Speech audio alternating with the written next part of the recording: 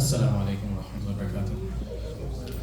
أعوذ بالله من الشيطان الرجيم. بسم الله الرحمن الرحيم. تنزل الملائكة والروح فيها بإذن ربهم من كل أمر. صدق الله العظيم. واشرح لي صدري ويسر لي أمري واحلل عقدة من لساني يفقهوا قولي. سبحانك لا علم لنا إلا ما علمتنا إنك أنت العليم الحكيم. اللهم علمنا ما ينفعنا وانفعنا بما علمتنا زدنا علما. So we are looking at Surah Qadr, ayah number 4. Allah subhanahu wa ta'ala says, تَنَزَّلُ الْمَلَائِكَةُ وَالْرُوحُ فِيهَا. The angels and the ruh descend in it, come down in it. بِإِذْنِ رَبِّهِمْ, with the permission of Allah subhanahu wa ta'ala, the permission of the Rabb, مِن كُلِّ أَمْرٍ, for every affair, for every matter. So last week we reminded that this is a night that which Allah subhanahu wa ta'ala says in ayah number 3, Laylatul Qadri khayrun min alfi shahr. This one night is better than 1,000 months. Right? And I asked everybody to think about just the numbers alone. Allah subhanahu wa ta'ala is not limited to numbers, but just for you and me, from our perspective, where we determine profit and loss, and we determine sacrifice based off of short-term, long-term, right? The investment, the return, and all of that. So I asked everybody to think about it. A person who starts to worship Allah subhanahu wa ta'ala around age 15 and then passes away at age 75. May Allah grant us all iman at the time of our departure from this world, but for 60 years in a row, following the sunnah, which is to worship on each of the odd nights during the last 10 nights of Ramadan, the guarantee is there that that person will find Laylatul Qadr. So 1,000 months for one night of worship times 60 years, 60,000 years, right? I incorrectly said 500, that's 5,000 years. Right? So now we can compete with the likes of Nuh alayhi salam and the people of the past. But continuing, what is the other very, very special, very, very significant detail and attribute and description of this night? Not only is Allah subhanahu wa ta'ala determined that this night, worship-wise, dhikr-wise, ibadah-wise, is better than 1,000 months of all of that. But this is also a night in which the angels descend in a special way, in a unique way, unlike any other night, unlike any other moment, to this world. So Allah subhanahu wa ta'ala says in ayah number 4, تَنَزَّلُ الْمَلَائِكَةُ وَالْرُوحُ فِيهَا. So the word ruh here refers to Sayyidina Jibreel alayhi salam. This is the overwhelming majority opinion of the Mufassirun. In a handful of other places in the Quran, Allah subhanahu wa ta'ala uses the word ruh. And He does not refer to the translation of the word ruh as spirit. Okay, when He's talking about the angels in this context, He's talking about Sayyidina Jibreel alayhi salam. يَوْمَ يَقُومُ الرُّوحُ وَالْمَلَائِكَةُ صَفًّا in Surah Naba. Okay, نَزَلَ بِهِ الرُّوحُ الْأَمِينُ, right, in Surah Shu'ara. This is referring to Sayyidina Jibreel alayhi salam. One specific thing, technicality within the language. Allah subhanahu wa ta'ala says, تَنَزَّلُ. تَنَزَّلُ. In grammar, this was originally تَتَنَزَّلُ with two tas. تَتَنَزَّلُ. However, in the ayah and in other examples throughout the Quran as well, one of the things that Allah subhanahu wa ta'ala does is uses the language in a way, He drops off one of the tas. So instead of saying tatanazzalu, right, Allah says tanazzalu, right? In Surah Fussilat, Allah subhanahu wa ta'ala says, Inna alladhina qalu rabbuna Allah thumma istaqamu tatanazzalu alayhimul malaikatu alla takhafu. But here Allah subhanahu wa ta'ala only uses tanazzalu with one ta.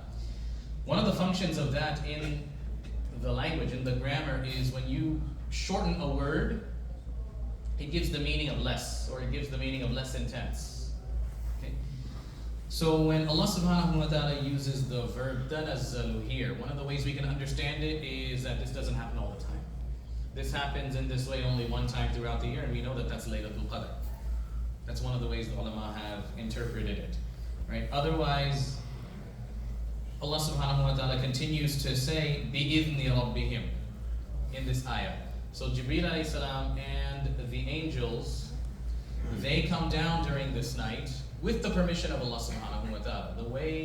One of the ways that the Mufassirun have interpreted this is that there are, Allah knows best, millions, billions of angels. All of them have different jobs within the universe that Allah subhanahu wa ta'ala has given them to do. One of the ways the Mufassirun have interpreted this, when the angels ask Allah subhanahu wa ta'ala for permission to come down during this night, that means that all of the other angels who are doing other things, right? We know about the Baytul Ma'mur, which is the Kaaba Sharifa in the heavens, around which the angels are doing tawaf. Right? The Rasul sallallahu alayhi wa sallam, he reached that point and beyond during the night of Mi'raj. But this is directly above the Kaaba Sharifa in the earth, right? The Baytul Ma'mur. There are angels that are in tawaf, their entire existence. There are angels in ruku, their entire existence. There are angels in sajda, their entire existence. There are angels in qiyam, their entire existence. Right? And there's so many other different types of angels within, the different subcommittees, right? Mikael alayhi salam, right? Shayateen, all these different things, protection from the shayateen, the hafadha. There's so many different types of angels talked about in the Quran and in the Sunnah. One of the ways the Mufassirun have interpreted this, بِإِذْنِ رَبِّهِمْ, with the permission of Allah subhanahu wa ta'ala, is that they leave all of the other duties that Allah subhanahu wa ta'ala has given them, and they all come together with Jibreel alayhi salam on that night. They all come together with Jibreel alayhi salam on that night. They take the permission from Allah subhanahu wa ta'ala, and Allah subhanahu wa ta'ala grants them that permission. So, one other thing about the word ruh, referring to Jibreel alayhi salam. Okay.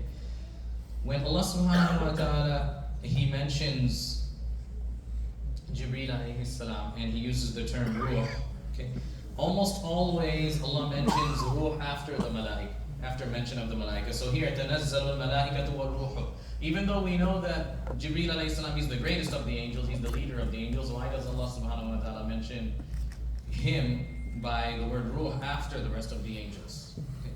The reason is because the word ruh, otherwise in the language, refers to something that does not change. You and me, our bodies change, our bodies grow, our bodies start from infancy and then adulthood and then death and then barzakh and then the life in the hereafter. Right? Everybody will have one form, everybody will be between 33, 40 years of age in the hereafter, right? Everybody will be at their peak of their physical creation, and all of those things can change with our body, with our jasad, but the ruh does not change. The ruh does not change. So the explanation given by the Mufassirun is that when Allah subhanahu wa ta'ala mentions Jibreel alayhi salam as ruh, for example in Surah Naba, يَوْمَ يَقُومُ الرُّوحُ وَالْمَلَائِكَةُ صَفًّا. The word ruh is mentioned first because Jibreel alayhi salam is standing on the Day of Judgment. But here, Jibreel alayhi salam is not in one place. Jibreel alayhi salam is not standing in one place. Jibreel alayhi salam is not stationary. He, along with all of the other malaika, are traveling throughout the universe, spreading the khair and the blessing from Allah subhanahu wa ta'ala on this night. So that's why the word ruh comes after malaika, to give that nuance, that technicality, that no, he's not just standing in one place. Right? He is the trustworthy ruh, the trustworthy soul, the trustworthy creation of Allah subhanahu wa ta'ala, Ruhul Ameen. And the promise of Allah subhanahu wa ta'ala, which is what? That this night is better than 1,000 months. Who is part of this process? Jibreel alayhi salam is the one who is part of this process. Right? And literally the hadith tell us that they travel all throughout the night, looking for those people who are making dua, looking for those people who are making istighfar, looking for those people who are calling upon Allah subhanahu wa ta'ala and taking all of these dua back to Allah subhanahu wa ta'ala, who then answers these dua in a way that He seems fit. And at the end of the ayah, Allah subhanahu wa ta'ala says, min kulli amr. So one of the ways the Mufassirun have explained this is that this is referring to the taqdeer that Allah subhanahu wa ta'ala has already determined. Every year, Jibreel alayhi salam, along with the angels, right, they deliver the taqdeer, the rizq, and all of the other good things and negative things that are going to happen throughout the year. They perform this delivery every night, every year during the night of Laylatul Qadr. This is from Allah subhanahu wa ta'ala. Right? Another way that they have interpreted is that min kulli amrin, this is connected to the first word in ayah number 5. Min kulli amrin salam. Salamun hiya hatta matla'il fajr. There's two ways. If you are doing the recitation, the qiraat and the tilawat, you can do waqf. You can do waqf on amr, min kulli amr, and pause, and then start from salamun hiya. Or you recite the word amr with salam together. Min kulli amrin salam. And then you start the next ayah, hatta matla'il fajr.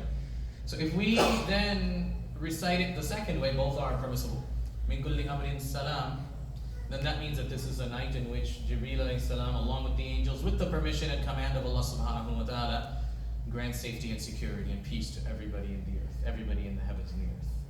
Right, this is a great night, my brothers. May Allah subhanahu wa ta'ala allow us to find it. The first of the odd nights has passed. The next of the odd nights is upon us, inshallah. May Allah subhanahu wa ta'ala give us all the tawfiq to not waste this opportunity, make the most of this opportunity, inshallah. Make us from the fortunate ones. Ameen ya Rabbal Alameen.